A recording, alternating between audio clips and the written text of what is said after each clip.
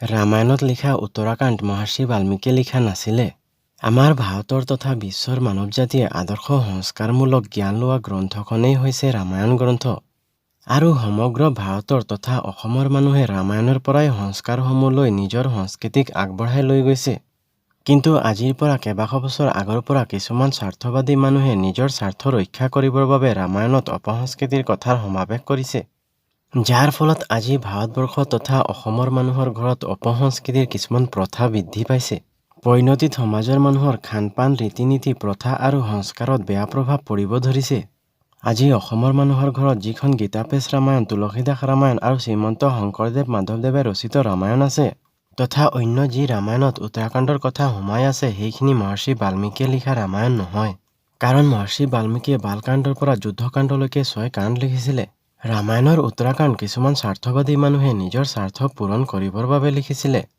আৰু ৰামায়ণৰ প্ৰতিটো কাণ্ডত অপসংস্কৃতিৰ কিছুমান কথাৰ সমাৱেশ কৰিছে। কাৰণ আজিৰ পৰা 1500 বছৰ আগত দক্ষিণ ভাৰতৰ ৰজা ভোজৰ শাসনকালত এজন মহাপুৰুষে চম্পু ৰামায়ণ লিখিছিল। তেওঁ কেৱল 6 কাণ্ডহে লিখিছিল। আৰু কিছুমান মহাপুৰুষসকলে এইদৰে 6 কাণ্ড লিখিছে। ইয়াৰ পৰা বুজিব পৰা যায় যে 1500 বছৰ আগলৈকে 6 কাণ্ডহে আছিল। আৰু বাল্মীকিয়ে 6 কাণ্ডহে লিখিছিল। তাৰ পিছতহে কিছুমান স্বাৰ্থবাদী মানুহে 7ম কাণ্ড হিচাপে উত্তৰাখণ্ড লিখিছে। আৰু ৰামায়ণত থকা উত্তৰাখণ্ড বাল্মীকিয়ে লিখা নাছিলে। তাৰ কিছুমান প্ৰমাণ বাল্মীকি ৰামায়ণতে পোৱা যায়। উদাহৰণস্বৰূপে বাল্মীকি ৰামায়ণৰ যুদ্ধকাণ্ডৰ 128 সংখ্যক সৰ্গৰ 119 সংখ্যক শ্লোকত কৈছে, যিজন মানুহে নিত্য এই সম্পূৰ্ণ ৰামায়ণৰ শ্ৰৱণ আৰু পাঠ কৰে তেওঁৰ ওপৰত বিষ্ণুৰূপ শ্ৰীৰাম সদায় প্ৰসন্ন হৈ থাকে। আকৌ যুদ্ধকাণ্ডৰ 128 সৰ্গৰ 125 শ্লোকত কৈছে, এই কাব্যই আয়ু, আৰোগ্য, যশ, ভাতৃপ্ৰেম বৃদ্ধি কৰে আৰু উত্তম বৃদ্ধি প্ৰদান কৰে, লগতে মংগলকাৰী হয়। অত সমৃদ্ধিৰ ইচ্ছা ৰখা সৎপুৰুষে এই উৎসাহ বৃদ্ধি কৰা ইতিহাসৰ নিয়মপূৰ্বক শ্ৰৱণ কৰিব লাগে। এই শ্লোকৰ পৰা গম পোৱা যায় যে এই ধৰণৰ শ্লোক এখন শাস্ত্ৰৰ সমাপ্তিতহে লিখা থাকে। যিহেতু শাস্ত্ৰখন সম্পূৰ্ণ লিখাৰ পিছত সমাপ্তিত এইদৰে শাস্ত্ৰ পঢ়াৰ লাভৰ কথা লিখা থাকে। ইয়াৰ পৰা বুজিব পৰা যায় যে যুদ্ধকাণ্ড বাল্মীকিয়ে লিখা ৰামায়ণৰ সমাপ্তি কাণ্ড হয়।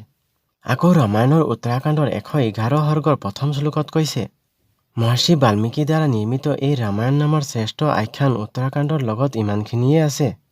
এই শ্লোকৰ পৰা বুজিব পৰা যায় যে সেই সময়ৰ মানুহে 6 কাণ্ড পঢ়িছিলে। যাৰ বাবে কিছুমান স্বাৰ্থবাদী মানুহে সেই সময়ৰ মানুহক বিশ্বাস দিয়াবৰ বাবে ৰামায়ণৰ 6 কাণ্ডৰ লগত উত্তৰাখণ্ড আছে বুলি শ্লোকৰ মাধ্যমে কৈছে। যদি উত্তৰাখণ্ড সমাপ্তিৰ কাণ্ড হ'লহেঁতেন তেতিয়া যুদ্ধকাণ্ডৰ সমাপ্তিত ৰামায়ণ পঢ়াৰ লাভসমূহৰ বৰ্ণন নাথাকিলেহেঁতেন। এসময়ত অপসংস্কৃতি তথা স্বাৰ্থবাদী মানুহে উত্তৰাখণ্ড ৰামায়ণৰ কাণ্ড সিদ্ধ কৰিবৰ বাবে বালকাণ্ডৰ 3য় সৰ্গৰ 39 শ্লোকতো উত্তৰাখণ্ড শব্দৰ বৰ্ণন কৰিছে। কাৰণ মহৰ্ষি বাল্মীকিয়ে ৰামায়ণৰ শ্লোকসমূহত কাণ্ড শব্দৰ প্ৰয়োগ নাই কৰা, অকল ঘটনাবোৰৰহে বৰ্ণন কৰিছে। ইয়াৰ পৰা বুজিব পৰা যায় যে উত্তৰাখণ্ড শব্দটো শ্লোকত প্ৰয়োগ কৰি বাল্মীকিৰ লিখনিৰ প্ৰকৰণসমূহৰ বিপৰীতে গৈছে। এই কথাৰ পৰাও প্ৰমাণিত হয় উত্তৰাখণ্ড বাল্মীকি ৰামায়ণৰ কাণ্ড নহয়। এসময়ত কিছুমান স্বাৰ্থবাদী মানুহে নিজৰ স্বাৰ্থৰ কথা উত্তৰাখণ্ডৰ 94 সৰ্গৰ 27 শ্লোকত প্ৰকাশ কৰিছে। এই শ্লোকত কৈছে, সেইসকল মহাত্মাই আৰম্ভণিৰ পৰা সমাপ্তিলৈকে 500 সৰ্গ আৰু 6 কাণ্ডৰ নিৰ্মাণ কৰিছে। ইয়াৰ উপৰিও তেওঁলোকে উত্তৰাখণ্ডৰো ৰচনা কৰিছে। এই শ্লোকত 500 সৰ্গ আছে বুলি কৈছে, কিন্তু ৰামায়ণৰ 6 কাণ্ডত 534টাহে সৰ্গ আছে। এই শ্লোকৰ পৰা বুজিব পৰা যায় যে ৰামায়ণৰ 6 কাণ্ডত 34টা সৰ্গ অধিক আছে। এইদৰে অন্য শুদ্ধ শাস্ত্ৰসমূহত কোনো ধৰণৰ স্বাৰ্থৰ কথা সমাৱেশ নাথাকে। ৰামায়ণত উত্তৰাখণ্ড লিখি সেই সময়ৰ মানুহক বিশ্বাস দিয়াবৰ বাবে স্বাৰ্থবাদী মানুহে নিজৰ স্বাৰ্থৰ কথা সমাৱেশ কৰিলে। আৰু উত্তৰাখণ্ডত তথা অন্য কাণ্ডত অত্যাধিক মাত্ৰা কাল্পনিক কথাৰো সমাৱেশ কৰিলে। উদাহৰণস্বৰূপে সীতা জুইত প্ৰৱেশ কৰি জীয়াই থকাৰ কথা আৰু কুশৰ পৰা সন্তান জন্ম দিয়া ইত্যাদি। যিহেতু সীতা দেৱী মাতৃগৰ্ভৰ পৰা জন্ম লৈছে, তেনে অৱস্থাত যদি জুইত সোমালেহেঁতেন তেতিয়া শৰীৰ জ্বলি শেষ হ'লহেঁতেন।